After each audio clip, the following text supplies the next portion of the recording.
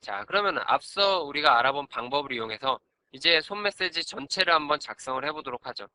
손 메시지 전체가 이와 같은 이 아래쪽과 같은 형태로 구성이 되어 있죠. 그래서 아래쪽과 같이 구성이 되어 있는데 바디 안에 say hello라는 엘리먼트가 있고 say hello는 우리 방금 전에 생성을 했죠. 자, 그 안에 이와 같은 형태의 이제 메시지를 작성을 하시면 되는데 이와 같은 형태의 메시지를 작성을 하시면 돼요. 자, 이와 같은 형태의 메시지를 작성하기 위해서 우선 string underbar 1이라는 엘리먼트를 작성해야겠죠. 자, string underbar 1이라는 이 엘리먼트는 네임스페이스 선언이 없어요. 자, 그렇기 때문에 소 팩토리 객체로부터 create name 메소드를 이용해서 네임 객체를 생성하는데 네임스페이스에 대한 접두어가 없기 때문에 그냥 단순히 하나의 엘리먼트 이름에 해당하는 하나의 인자만 주시면 네임 객체를 생성하실 수가 있습니다.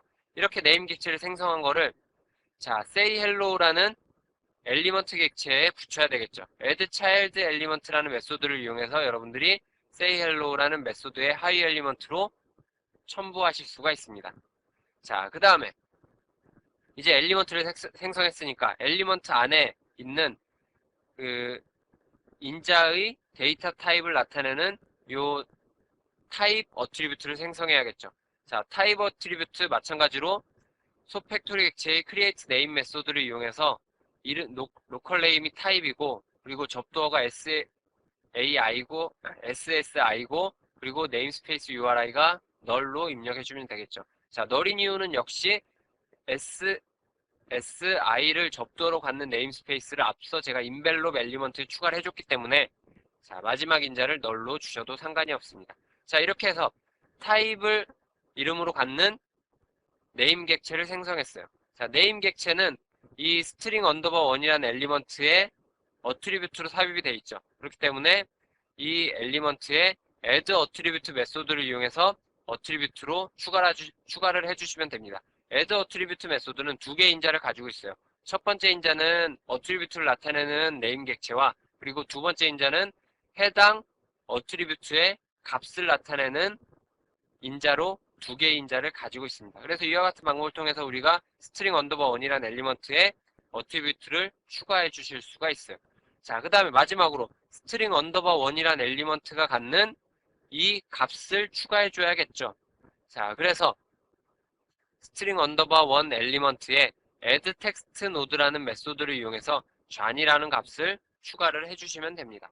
이와 같은 방법을 통해서 우리가 지금 웹 서비스로 호출하는 데 사용될 손 메시지를 이렇게 생성하실 수가 있는 거예요. 자, 이제 우리가 손 메시지를 생성하는 방법까지 모두 알아봤습니다. 그 다음에 우리가 손 메시지에 이제 마지막 남은 일이 있어요. 손 메시지의 인코딩 스타일을 지정하기 위한 어트리뷰트, 인벨롭 객체에 인벨롭 엘리먼트에 인코딩 스타일이라는 어트리뷰트를 삽입해 주시면 됩니다. 이 인코딩 스타일이라는 이 어트리뷰트는 손 메시지를 어떻게 인코딩 할 것인가에 나타내는 어떻게 인코딩 할 것인가를 기술하기 위한 어트리뷰트가 바로 인코딩 스타일 어트리뷰트예요. 인코딩 스타일 어트리뷰트를 인벨롭 엘리먼트에 추가하는 방법 역시 우리가 앞서 살펴봤던 어트리뷰트 추가하는 방법과 동일합니다. 자, 소 팩토리 객체로부터 create name 메소드를 이용해서 첫 번째 인자로 어트리뷰트의 이름이 인코딩 스타일이고 그리고 두 번째 인자로 네임스페이스 접두어가 소 env이고 그리고 마지막 인자로 널로 주시면 되겠죠. 왜냐하면 네임스페이스 선언을 이미 우리가 포함해 줬으니까. 자, 이렇게 해서 네임 객체를 생성한 후에 소 인벨롭 객체에 add attribute 메소드를 이용해서 네임 객체를 추가해 주시면 되겠죠.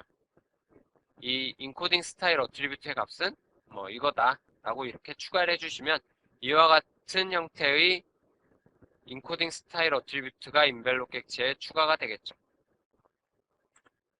자, 그 다음에 이제 우리가 손 메시지를 다 작성을 했어요. 손 메시지를 다 작성을 했으니까 웹 서비스로 호출하는 일만 남았죠. 자, 웹 서비스로 호출하기 위해서는 SAAJ에서는 솝 커넥션 객체를 이용합니다. 그래서 솝 커넥션 객체를 이용하기 위해서는 첫 번째로 솝 커넥션 팩토리 객체를 생성하셔야 돼요. 솝 커넥션 팩토리 객체는 솝 커넥션 객체를 생성하기 위한 팩토리 클래스입니다.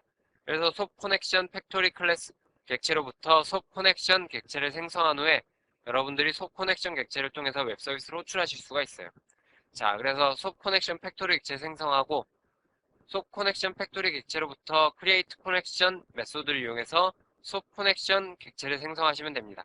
그 다음에 솝 커넥션 객체의 콜이라는 메소드를 이용해서 여러분들은 웹 서비스로 호출하실 수가 있어요. 자, 콜이라는 메소드는 두 개의 인자를 갖습니다. 첫 번째 인자는 웹 서비스로 전달하기 위한 솝 메시지 객체. 자, 그리고 두 번째로 웹 서비스의 URL을 두 번째 인자로 가지고 있습니다. 자, 여기서 중요한 거는 콜 메소드의 리턴 타입은 솜 메시지 객체라는 거예요. 자, 솜 메시지 객체가 뭐라고 그랬죠?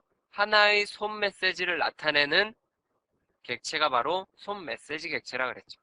그래서 여러분들은 콜 메소드를 통해서 웹 서비스로 호출한 후에 응답으로 돌아온 솜 메시지를 솜 메시지 객체에 저장해서 여러분들은 결과를 직접 수동으로 얻으실 수가 있는 거예요. 자, 이제 웹 서비스로 호출한 후에 솜 메시지 객체를 여러분들이 얻었어요. 자, 그러면은 이제 솜 메시지 객체를 여러분들이 파싱해서 어떤 웹 서비스에 대한 수행 결과를 여러분들이 얻어내야겠죠. 여러분들이 솜 메시지 객체를 파싱해서 얻어내는 방법은 돔에서 제공하는 API를 이용하시면 됩니다. 자, 왜냐하면 왜 돔에서 제공하는 API를 이용할 수 있냐면 솜 메시지를 구성하는 각각의 솜 인벨롭이라든가 그다음에 솜 헤더, 솜 바디라는 이런 그 인터페이스들이 모두 돔에서 제공하고 있는 인터페이스들을 상속받고 있어요. 자, 그렇기 때문에 여러분들은 돔에서 제공하는 API를 이용해서 솜 메시지를 직접 파싱해서 여러분들이 원하는 결과를 얻을 수가 있습니다. 자, 그래서 우선 응답으로 돌아온 솜 메시지 객체로부터 getSopBody라는 메소드를 이용해서 솜바디 객체를 얻을 수 있겠죠. 솜바디 객체를 얻었으면 솜바디 객체로부터 결과를 담고 있는 솜 메시지의 결과를 담고 있는 리절트 엘리먼트를 얻어서 리절트 엘리먼트의 값을 출력해내면 되겠죠. 그래서 자, getElement by tagName이라는 메소드를 이용해서 리절트 엘리먼트를 검색한 후에 그 다음에 검색된 엘리먼트 중에 첫 번째 엘리먼트를 선택해서 그에 해당 엘리먼트의 텍스트 값을 출력해내면 되겠죠. 그러면은 hello john이라는 응답 메시지가 스트링 변수에 저장이 되겠죠. 자, 이와 같은 방법을 이용해서 여러분들이 응답으로 돌아온 솜 메시지 객체를 파싱해서 어떤 결과를 얻으실 수가 있어요. 자, 그러면 우리가 전체 코드를 한번 살펴보고 이 전체 코드를 가지고 컴파일하고 한번 실행을 해보도록 할게요. 자, 전체 코드의 소스는 이와 같습니다. 자, 우선 SAA API를 이용하기 위해서 필요한 패키지인 java x.xml.sop이라는 패키지를 임포트 하셔야겠죠. 그 다음에 하위에 org.w3.dom이라는 이 패키지는 우리가 웹 서비스로 호출하고 난 후에 응답으로 돌아온 솜 메시지 객체를 돔 방식으로 파싱하기 위한 API를 우리가 사용하기 위해서 org.w3.dom이라는 패키지를 임포트했습니다. 자, 그래서 우선 첫 번째로 솜 메시지를 생성하기 위한 메시지 팩토리 객체 생성하고 그 다음에 솜 메시지 객체를 생성하셔야겠죠. 자, 솜 메시지 객체를 생성한 후에 솜 파트와 솜 인벨롭과 솜 바디 객체를 얻으실 수가 있겠죠. 자, 솜 헤더는 제가 생략할 거기 때문에 솜 헤더 객체는 생성을 안 했습니다. 자, 그 다음에 솜 인벨롭 객체에다가 add namespace declaration이라는 메소드를 이용해서 이와 같이 필요한 네임스페이스 선언을 추가해 주실 수가 있겠죠. 자, 그 다음에 솜 바디 객체에다가 여러분들이 이제 엘리먼트들을 작성하기 위해서 실제 솜 메시지를 작성하기 위해서 솜 팩토리 객체를 생성한 후에 솜 팩토리 객체로부터 네임 객체를 생성하고 add body 엘리먼트나 기타 add child 엘리먼트라는 메소드를 이용해서 솜 메시지를 이와 같이 생성하실 수가 있습니다. 자세한 방법은 제가 지금까지 쭉 설명드렸으니까 그냥 넘어가도록 할게요. 자, 그 다음에 솜 메시지의 인코딩에 사용되는 인코딩 스타일 어트리뷰트를 이와 같이 인벨롭 객체에 추가를 해주시고요. 그 다음에 솜 메시지를 전송하기 위해서 솜 커넥션 팩토리 객체 생성하고 솜 커넥션 객체 생성한 후에 솜 커넥션 객체의 콜 메소드를 이용해서 웹 서비스로 호출할 수가 있겠죠. 자, 그 다음에 응답으로 돌아온 거는 역시 손 메시지라는 객체를 통해서 여러분들이 응답으로 돌아온 손 메시지를 받으실 수가 있습니다. 자, 손 메시지를 받았으니까 이제 getSoftBody라는 메소드를 이용해서 소프바디 객체를 얻은 후에 그 다음에 여러분들이 원하는 결과값을 얻으실 수가 있겠죠. 손 메시지를 파싱해서. 자, 이와 같은 방법으로 SAJ 클라이언트 어플리케이션을 구현하실 수가 있습니다. 자, 그럼 컴파일하고 한번 실행을 해보도록 하겠습니다.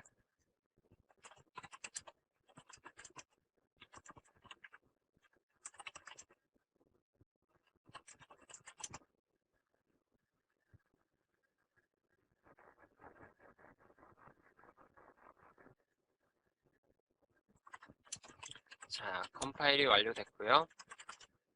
클래스 파일이 생성이 됐습니다.